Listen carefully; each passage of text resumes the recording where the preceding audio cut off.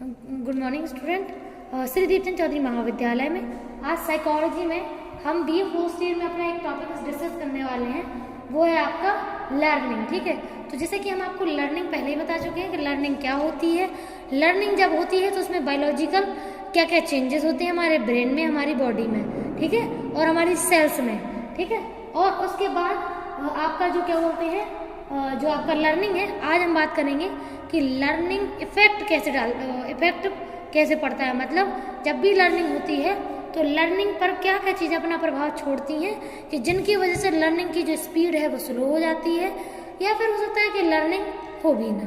ठीक है, तो कुछ चीज़ें ऐसे पॉइंट ऑफ व्यू है जो लर्निंग पे अपना पूरा इम्पैक्ट डालते हैं। ठीक है, तो यहाँ पर प्रभावित करने वाले कारक हमें देखना है।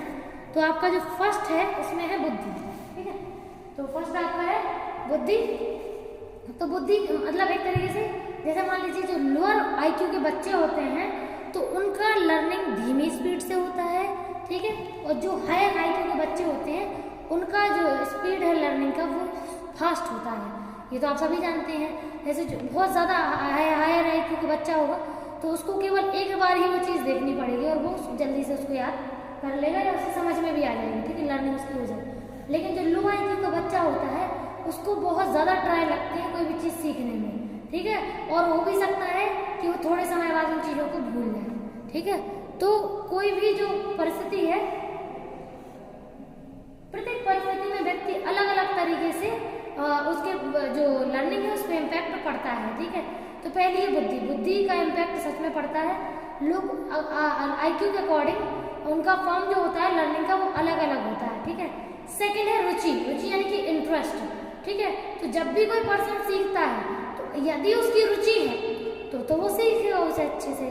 लेकिन सोचिए अगर कोई पर्सन किसी और पर्सन से जबरदस्ती कोई चीज़ सिखवा रहा है, ठीक है, अब उसको नहीं समझ में आ रहा है कि ये चीज़ है क्या, उसका इंटरेस्ट उसमें नहीं है, तो वो चीज़ें उसको प्रभावित करेंगी और उसकी लर्निंग नहीं होगी। चाहे आप कितनी भी ट्रायल में उसकी लर्निंग कराएंगे, ठीक है, लेकिन उसकी लर्निंग नहीं हो पाई क्योंकि उसका इंटरेस्ट नहीं है।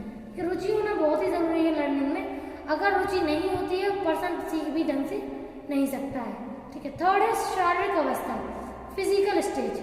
ठीक है, तो फिजिकल स्टेज में आपका जो है मेन सिंपल सी बात माने जब हम लोग, तो जब भी जैसे मान लीजिए कोई पर्सन फिजिकल फॉर्म में हेल्दी है, ठीक है, हर एक बॉडी पार्ट बिल्कुल हेल्दी है, ठीक है, लेकिन अगर कोई विकलांग होता है तो वहाँ उसकी जो लर्निंग है उस पर उसका इम्पैक्ट पड़ता है। क्यों? क्योंकि साइकोलॉजिकली बहुत सारी चीज़ें उसे इम्पैक्ट डालती हैं। ठीक है, तो शारीरिक अवस्थाएं भी इम्पोर्टेंट होती हैं। ठीक है, अगर किसी पर्सन को मान लीजिए कोई रोग हो गया, ठीक है, अब उसको कोई ना कोई डिजीज हो गई, अब वो ठीक नहीं महसूस कर रहा है खुद से। अब जब वो ठीक महसूस नहीं करेगा, बीमार रहेगा, मान लीजिए बुखार है या कोई बड़ी बीमारी या छोटी बीमारी कुछ भी हो, तो जब वो फिजिकल फॉर्म में ठीक महसूस नहीं करेगा तो उसका साइकोलॉजी उसको एक तरीके से उसका जो लर्निंग है वो भी नहीं होगी ढंग से। ठीक है, वो कुछ भी नया नहीं सीख पाएगा। क्यों? क्योंकि उसका जो एक तरीके से जो फिजिकल प्रॉब्लम्स हैं वो इतनी हावी हैं कि पर्सन साइकोलॉजिकली बिल्कुल भी फ्री महसूस नहीं कर रहा है, इसलिए वो नई चीज़ों को सीख नहीं सकता। ठीक है, उस टाइम पे सेल्स भी वीक रहती हैं। जब पर्सन बीमार होता है तो उस टाइम पे उनकी सेल्स वीक रहती हैं, तो वीक होने की वजह से भी पर्सन को लर्निंग उतने अच्छे से उसकी नहीं हो पाती है। नेक्स्ट है परिपक्वता। तो हमने आपको बताया था कि जब पर्सन शारीरिक और मानसिक दोनों रूप में मैच्योर होता है उसकी लर्निंग तभी अच्छी होती है। ठीक है, अगर मान लीजिए कोई पर्सन शारीरिक रूप में तो मैच्योर हो रहा है, विकसित हो रहा है, ठीक है, विकास कर रहा है, लेकिन मानसिक रूप में विकास वो नहीं कर रहा है। जैसे मान लीजिए आपने देखी है कोई मिल गया मूवी, ठीक है, उसमें जो ऋतिक रोशन होते हैं उनका शारीरिक विकास तो होता है, पूरा विकास होता है, लेकिन उनका मानसिक विकास नहीं होता है। वो बच्चों की तरह ही व्यवहार करते हैं, उनका जो आईक्यू लेवल है बिल्कुल बच्चों के जैसा होता है। ठीक है, जैसे इसमें बुद्धि का एग्जांपल भी ले सकते हैं, तो परिपक्वता और बुद्धि दोनों एक ही बात है। ठीक है, तो मैच्योरेशन दोनों ही होते हैं। अब जब वो उनकी मानसिक रूप से वो परिपक्व नहीं होते हैं तो वो चीज़ों को सीख भी नहीं पाते हैं। उनको जैसे बड़े बच्चों के साथ कंपीट करने में दिक्कत होती है, वो पढ़ते ही छोटे बच्चों के साथ हैं। ठीक है, तो यहाँ पे उनका आईक्यू भी लो होता है और उनका जो ब्रेन है वो मैच्योर भी नहीं हुआ है इसलिए। ठीक है, तो ये भी होता है कि जब ब्रेन मैच्योर नहीं हो ठीक है, तो उसका इम्पैक्ट भी पर्सन का जो आपका लर्निंग है उस पर पड़ता है। ठीक है, तो लर्निंग पे इम्पैक्ट दोनों ही चीज़ों का पड़ता है। ठीक है, नेक्स्ट है आपका प्रेरणा। ठीक है, तो प्रेरणा का मतलब होता है मोटिवेशन। जब व्यक्ति किसी भी काम को करने के लिए मोटिवेटेड होता है, खुद से उसकी इच्छा होती है सीखने की, तो व्यक्ति उन चीज़ों को सीखता भी है। ठीक है, तो मोटिवेशन भी इम्पोर्टेंट होता है। अगला है आपका सीखने की विधि। तो जब पर्सन कोई भी नया काम सीखे, ठीक है, कुछ भी सीखने की कोशिश करता है, तो अगर उसे एक तरीके से समझ में नहीं आ रही है तो हमें उसे दूसरे तरीके से सिखाना चाहिए। अगर दूसरा तरीका भी उसको नहीं आ रहा है समझ में तो हम तीसरे तरीके से सिखाएं।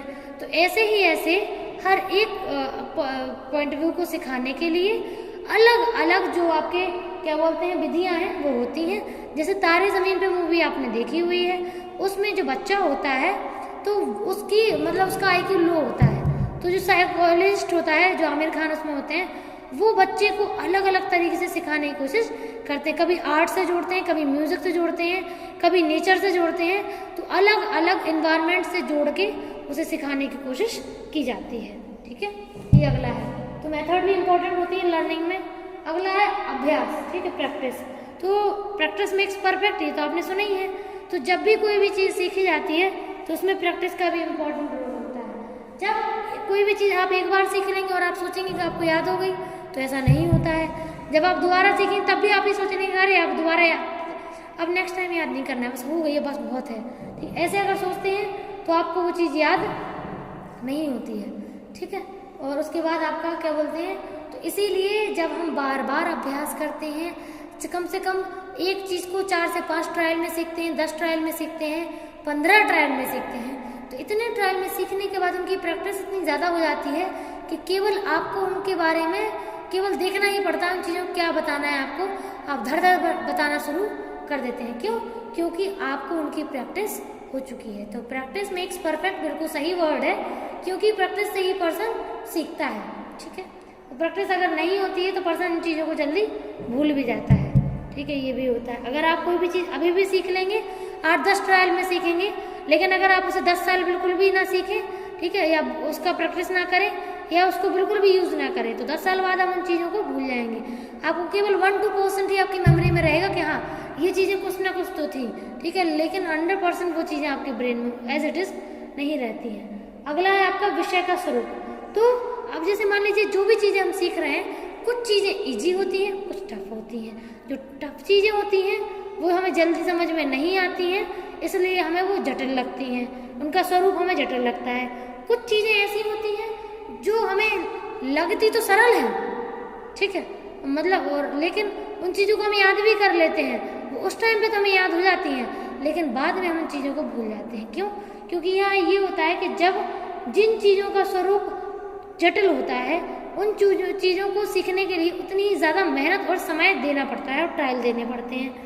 ठीक है, अगर आप ट्रायल नहीं देंगे तो आप भूल जाएंगे। ठीक है, तो जटिल मटेरियल को याद करना इतना आसान नहीं है, और इसीलिए लर्निंग उनकी अगर ढंग से नहीं हो तो बहुत जल्दी भूलते हैं। और दूसरा होता है सरल।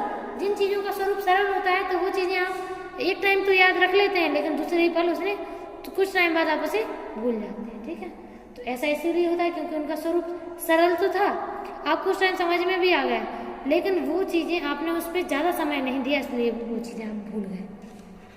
ठीक है, अगला है आपका विश्राम, रिलैक्स, यानी कि रेस्ट पॉज। ठीक है, तो जब आप थके हुए होंगे उस टाइम पे अगर आपसे कोई बोलेगा कि आपको ये काम करना है, तो आप कैसे कर पाएंगे?